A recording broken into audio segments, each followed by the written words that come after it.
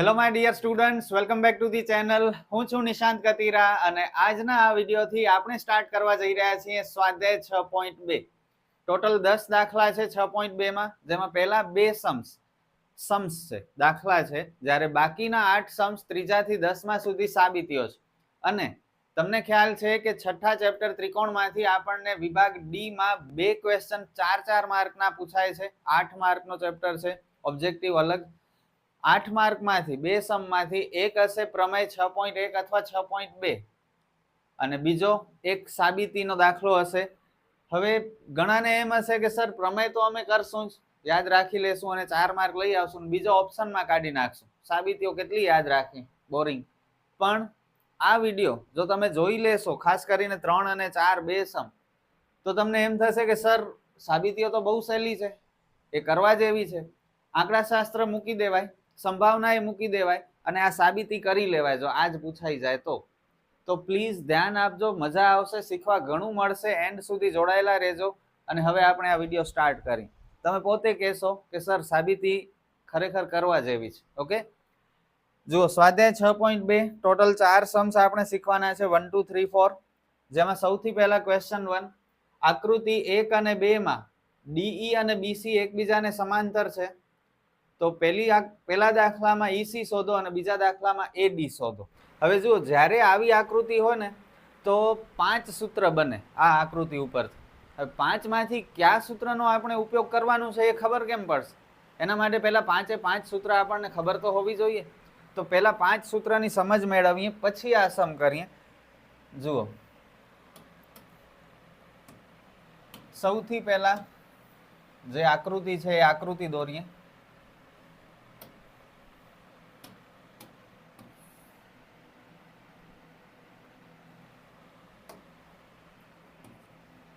આ ત્રિકોણ એબીસી અને આ રેખા ડીઈ. ડીઈ અને બીસી એકબીજાને સમાંતર છે.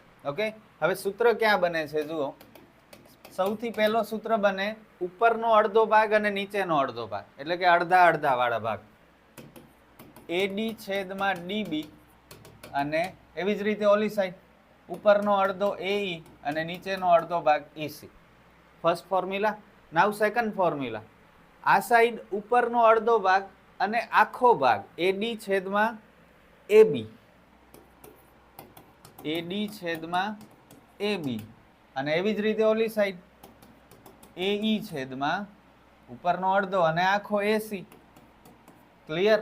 આને તમે વ્યસ્ત કરી નાખો બંને સાઈડ તોય ચાલે, એબી છેદમાં એડી અને એસી છેદમાં એઈ, એમ પણ ચાલશે. હવે થર્ડ ફોર્મ્યુલા.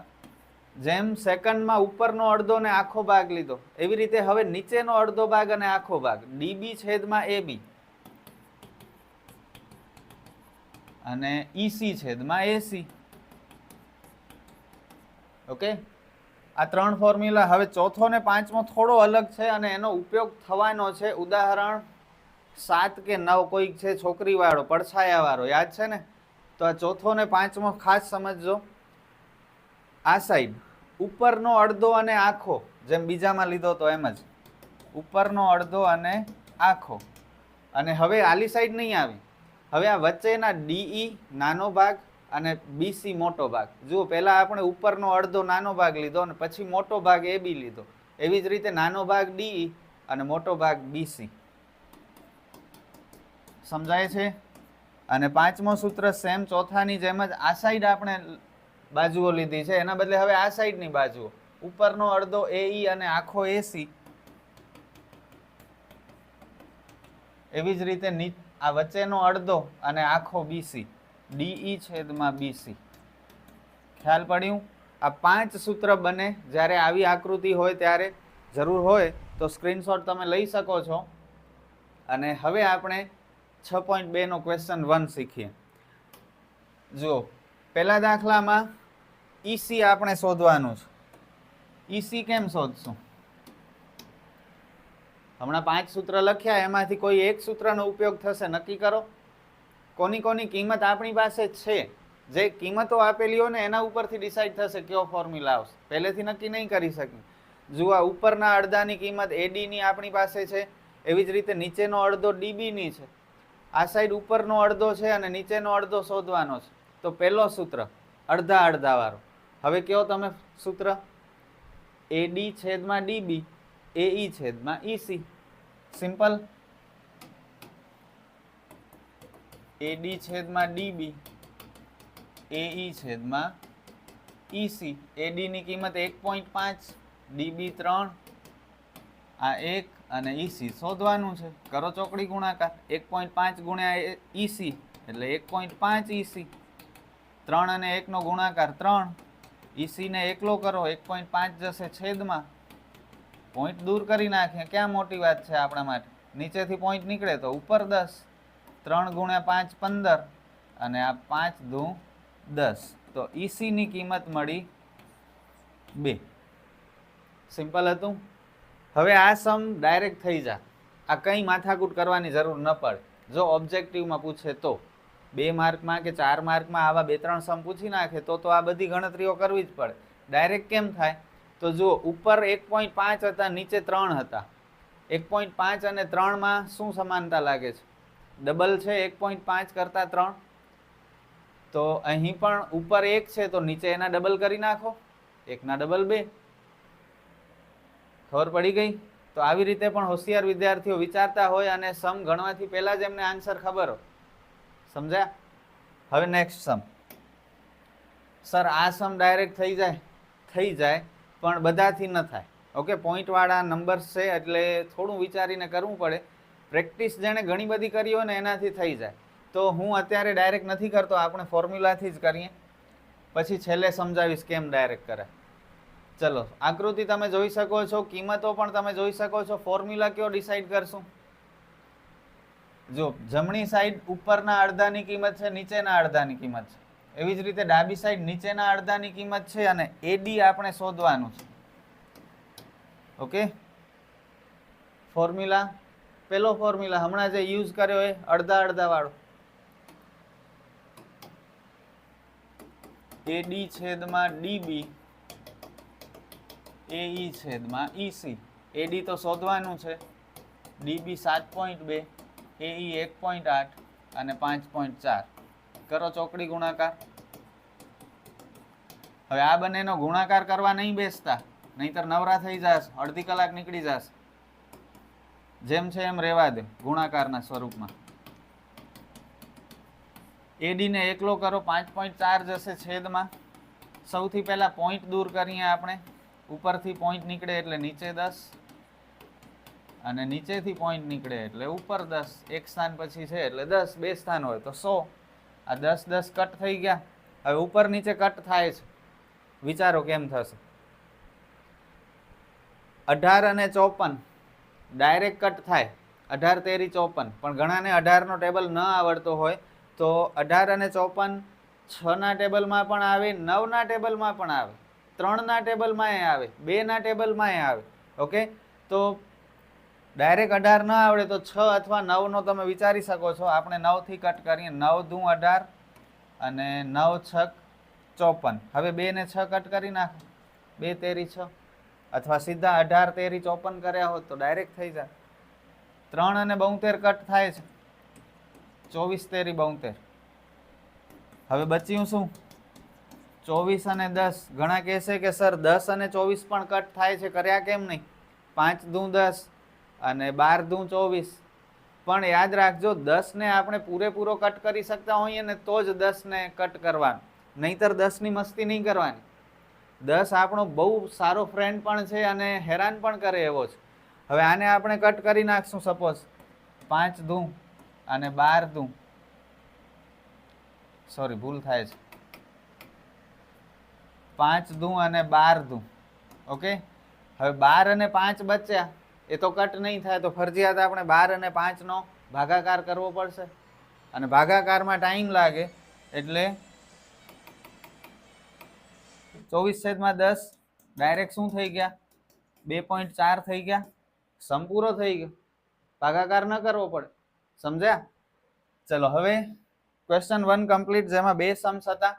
હવે ક્વેશ્ચન 2. બિંદુઓ E અને F ત્રિકોણ PQR ની બાજુઓ અનુક્રમે PQ અને QR માં આવેલા છે. નીચેના દરેક વિકલ્પમાં ઈએફ સમાંતર ક્યુઆર છે કે કેમ તે જણાવો. સૌથી પહેલા આપણે આકૃતિ દોરીએ.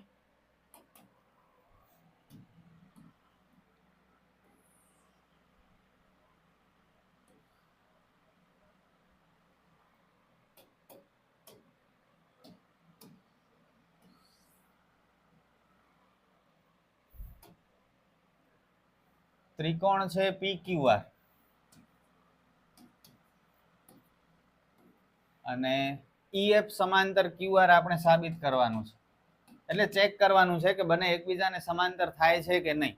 કેવી રીતે ચેક કરશું? આ બંને બાજુઓ એકબીજાને સમાંતર ક્યારે થાય? પ્રમેય 6.2 મુજબ જ્યારે ગુણોત્તર સરખો હોય તો આ બંને બાજુઓ સમાંતર થશે. તો પહેલા આપણે ચેક કરવું પડશે કે ગુણોત્તર સરખા થાય છે કે નહીં, અને એના માટે આપણને આ રકમ આપેલી છે. ઓકે, તો PE 3.9, EQ 3, PF 3.6 અને FR 2.4. તમે જોઈ શકો છો બધા અડધા અડધાની કિંમતો છે. તો ગુણોત્તર આપણો બનશે ઉપરનો અડધો અને નીચેનો અડધો, PE છેદમાં EQ અને PF છેદમાં FR. પણ આપણે સૂત્ર આવી રીતે નહીં લખીએ, PE છેદમાં EQ બરાબર PF છેદમાં FR. આવી રીતે સૂત્ર નહીં લખીએ. આપણે શું કરશું, પહેલા માત્ર ડાબી સાઈડ લખશું, એની કિંમતો મૂકી અને ગણતરી કરશું. જે જવાબ મળશે એ જ જવાબ આ જમણી સાઈડનું આવવું જોઈએ. જ્યારે બંનેના જવાબ સરખા આવશે તો EF અને QR એકબીજાને સમાંતર થશે. અને જો આ બંનેના જવાબ સરખા નહીં આવે તો EF અને QR સમાંતર નહીં થાય. ખ્યાલ પડ્યું? તો અડધો અડધો સમ થશે. પહેલા ડાબી સાઈડ PE છેદમાં EQ 3.9 છેદમાં 3 પોઈન્ટ દૂર કરીએ એટલે નીચે 10, 3 અને 39 કટ થાય, 13 તેરી 39, 13 છેદમાં 10. આ પોઈન્ટ મૂકી શકીએ છીએ 1.3, પણ અત્યારે આમ જ રહેવા દઈએ. હવે જમણી સાઈડ અડધો અડધો PF છેદમાં FR 3.6 અને 2.4 પોઈન્ટ દૂર કરીએ, 10 10 કેન્સલ, 36 ને 24 કેવી રીતે કટ થશે? 6 ના ટેબલમાં 6 6 36, 6 ચોક 24, 12 થી પણ થઈ જાય, 12 તેરી ને 12 ધૂ. હવે 6 ને 4 કટ કરો, 2 તેરી 6 ને 2 ધૂ 4 એટલે 3 છેદમાં 2. જુઓ બંને ગુણોત્તર સરખા આવ્યા? નથી આવ્યા. એનો મતલબ EF અને QR એકબીજાને સમાંતર નથી. અહીં PE છેદમાં EQ is not equal to PF છેદમાં FR. Therefore EF સમાંતર QR નથી. ઓકે, સિમ્પલ હતું, કંઈ નથી. હવે આવી જ રીતે બીજો ને ત્રીજો તમે કરશો. ચેલેન્જ આપું છું તમને, છે બહુ ઈઝી. કરશો તો તમને મજા આવશે અને કોન્ફિડન્સ વધશે. બાકી વિડીયો જોયા કરશો, નોટબુકમાં કંઈ લખશો નહીં તો પછી કાંઈ મતલબ નથી.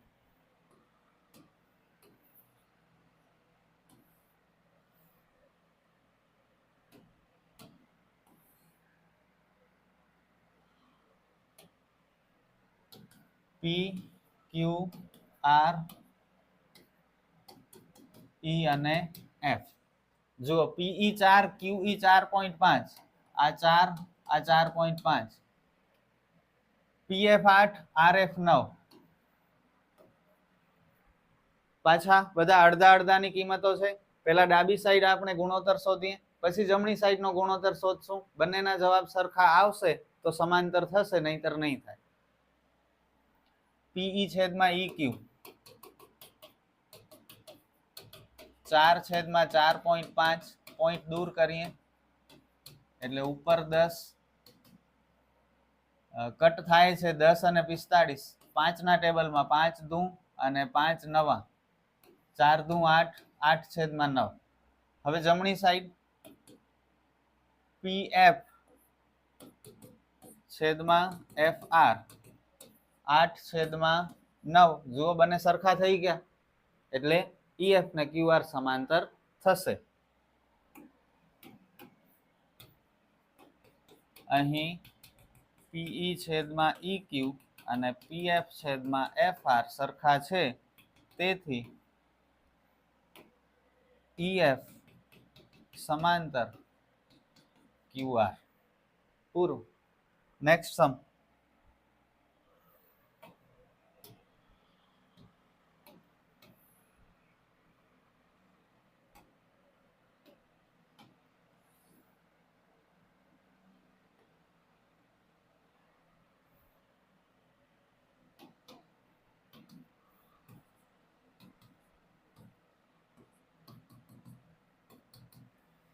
ચલો, અહીં કોની કિંમત છે? PQ 1.28. હવે જુઓ, PQ એટલે આખી લાઈન 1.28 છે,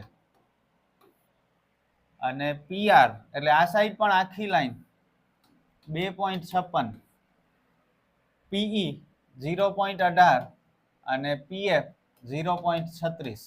હવે કયો સૂત્ર આવશે? ઉપરનો અડધો અને આખો. ઓકે, તો અડધા અડધા વાળો પહેલો સૂત્ર જ આપણે બધી જગ્યાએ યુઝ કરતા હતા, એ હવે નહીં થાય, ચેન્જ થાય છે. જે પ્રમાણે વેલ્યુ હોય આકૃતિમાં એ પ્રમાણે સૂત્ર બનાવવા પડે.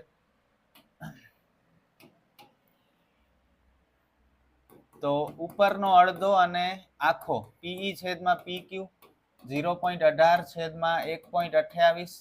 પોઈન્ટ દૂર કરીએ, બે સ્થાન પછી પોઈન્ટ છે એટલે 100, નીચે પણ બે સ્થાન પછી પોઈન્ટ એટલે 100. આ 100 કેન્સલ. 18 અને 128 ના કટ કરતા મને તો નથી આવડતું, હું અડધા કરું છું. 18 ના અડધા 9, 128 ના અડધા 64. હવે 9 અને 64 નું કંઈ નહીં થાય, એટલે 9 છેદમાં 64. ઓકે, એવી જ રીતે હવે આ સાઈડ બીજો ગુણોત્તર, ઉપરનો અડધો અને આખો PF છેદમાં PR 0.36 છેદમાં 2.56.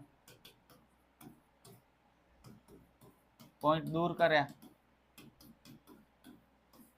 100 કેન્સલ. 36 ના અડધા 18, 256 ના અડધા 128. જો જ્યારે કટ કરવામાં ખબર ન પડે ને તો અડધા અડધા કરી નાખવાના. 18 ના અડધા 9, 128 ના અડધા 64, તો 9 છેદમાં 64. બંને ગુણોત્તર સરખા થયા. અહીં PE છેદમાં PQ, PF છેદમાં PR સરખા છે, તેથી EF અને QR એકબીજાને સમાંતર છે. પૂરું. તો બહુ ઇઝી सम्स ક્વેશ્ચન 1 અને ક્વેશ્ચન 2 માં આપણે શીખ્યા. હવે સાબિતીઓ.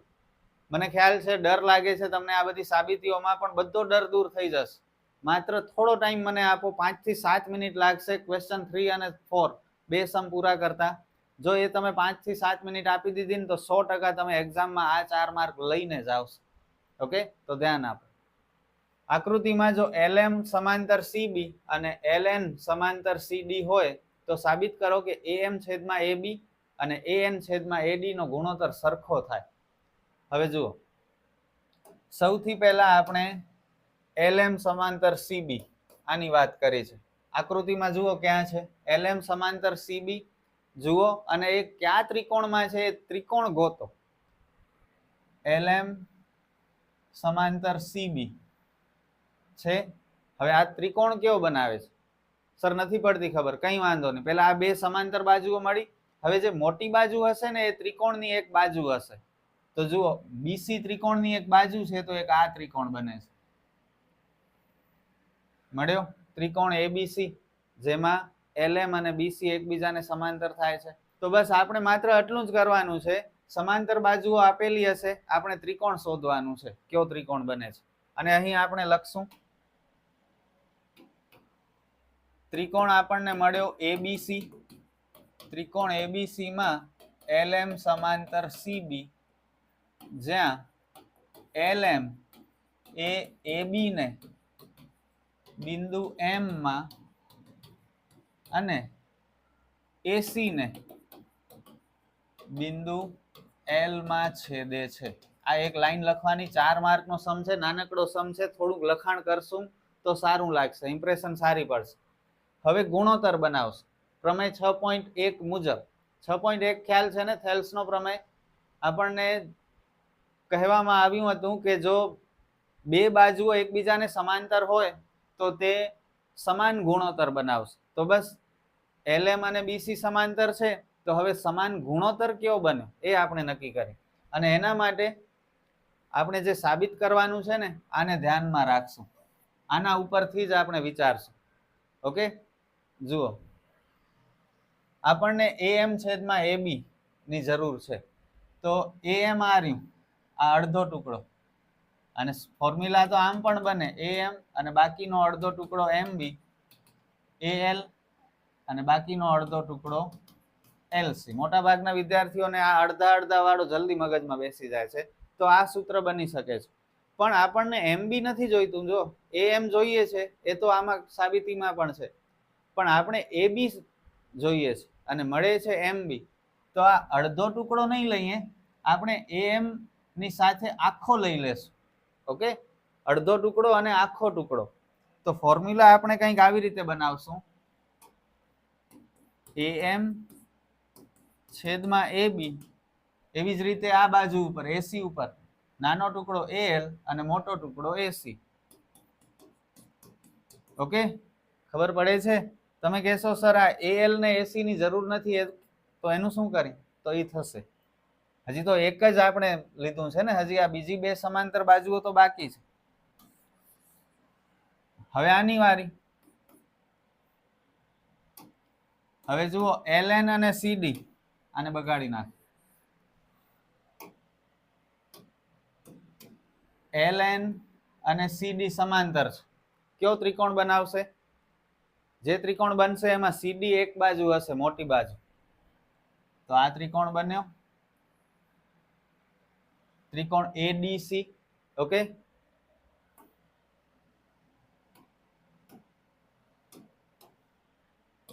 ત્રિકોણ ADC માં LN સમાંતર CD, જ્યાં આ જે LN છે એ એક બાજુ AC ને બિંદુ L માં અને બીજી બાજુ AD ને N માં છેદે છે.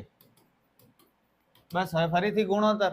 જેમ અહીં આપણે અડધો ને આખો લીધો તો, સેમ એવી જ રીતે બોલો, અડધો ને આખો. પેલા AD ઉપર AN અને આખો AD,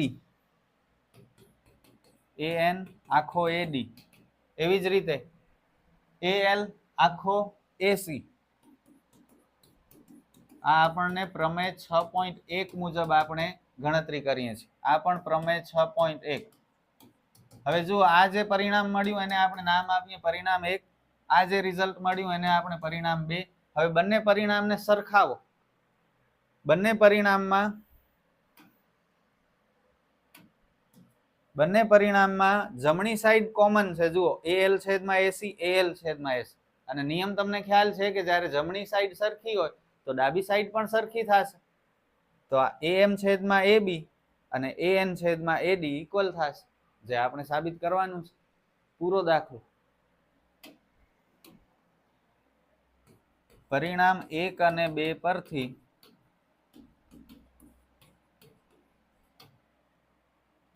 AM છેદમાં AB બરાબર AN છેદમાં AD. That's it. સ્ક્રીનશોટ જોઈએ તો લઈ શકો છો તમે. બહુ સિમ્પલ, બહુ ઈઝી. કદાચ પહેલા સમમાં ઓછી ખબર પડી હશે, કંઈ વાંધો નહીં. હજુ એક સમ આપણે ભણશું તો બધું પરફેક્ટ થઈ જશે. આકૃતિમાં DE અને AC એકબીજાને સમાંતર છે, DF અને AE એકબીજાને સમાંતર છે. આપણે સાબિત કરવાનું છે BF છેદમાં FE અને BE છેદમાં EC. ઓકે, જેમ ફર્સ્ટ સમ કર્યો સેમ ટુ સેમ બધું એવી જ રીતે થશે. તમે કહેશો સર એવી જ રીતે કેમ થાય? આગલા દાખલામાં આકૃતિ અલગ હતી, આમાં આકૃતિ અલગ છે. કંઈ વાંધો નહીં, વિચારવાનું બધું સેમ જ છે, જેમ અગાઉ વિચાર્યું હતું એમ. જો સૌથી પહેલા DE અને AC સમાંતર છે. DE અને AC ક્યાં છે આમાં? આ DE અને આ AC. ઓકે, આપણે વિચારવાનું છે ત્રિકોણ કયો બન્યો અહીં? DE અને AC માં ત્રિકોણ, એમાં મોટી બાજુ ત્રિકોણની બાજુ બને, તો આ ત્રિકોણ બને છે. ઓકે, ત્રિકોણ ABC. તો બસ લખીએ આપણે ત્રિકોણ એબીસી માં ડીઈ સમાંતર એસી છે, જ્યાં આ જે વચ્ચેની લાઈન ડીઈ છે એ ત્રિકોણની બાજુ એબી ને ડી માં છેદે છે અને ત્રિકોણની બીજી બાજુ બીસી ને ઈ માં છેદે છે. બસ હવે અહીં આપણે એક ગુણોત્તર જોઈએ પ્રમેય 6.1 મુજબ. જ્યારે બે બાજુ સમાંતર હોય તો સમાન ગુણોત્તરમાં વિભાજન કરે. તો એ ગુણોત્તર નક્કી કરી. જો આપણે સાબિત કરવાનું છે બીએફ છેદમાં એફઈ, આ બીએફ છેદમાં એફઈ અને બીઈ છેદમાં ઈસી. ઓકે, એને ધ્યાનમાં રાખજો અને પછી નક્કી કરજો. અડધો અડધો જોઈશે કે આખો જોઈશે કે જુઓ શું થાય છે.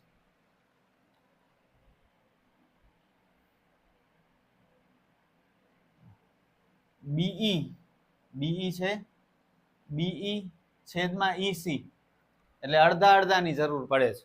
જુઓ બીઈ છેદમાં ઈસી આ રહ્યા, હમણાં જે ત્રિકોણની વાત થાય છે એમાં બીઈ અને ઈસી.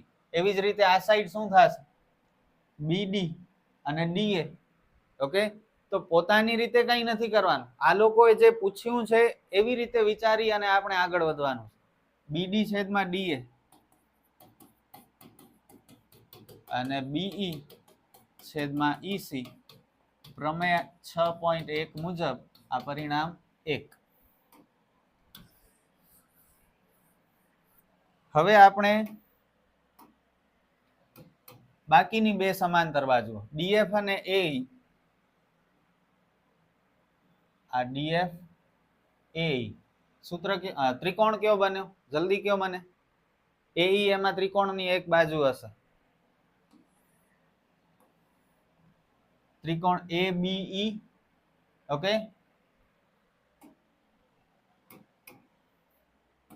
ત્રિકોણ એબીઈ માં ડીએફ સમાંતર એઈ, જ્યાં આ જે વચ્ચેની બાજુ ડીએફ છે એ ત્રિકોણની એક બાજુ એબી ને ડી માં અને બીજી બાજુ બીઈ ને એફ માં છેદે છે.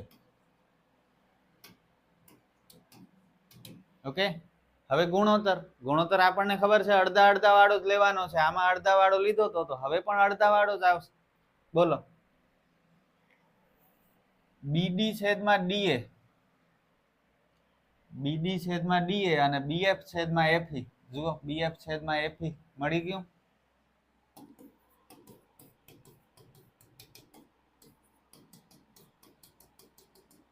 પ્રમેય 6.1 મુજબ આ પરિણામ 2. બસ હવે પરિણામ 1 અને 2 પરથી જોઈ લો.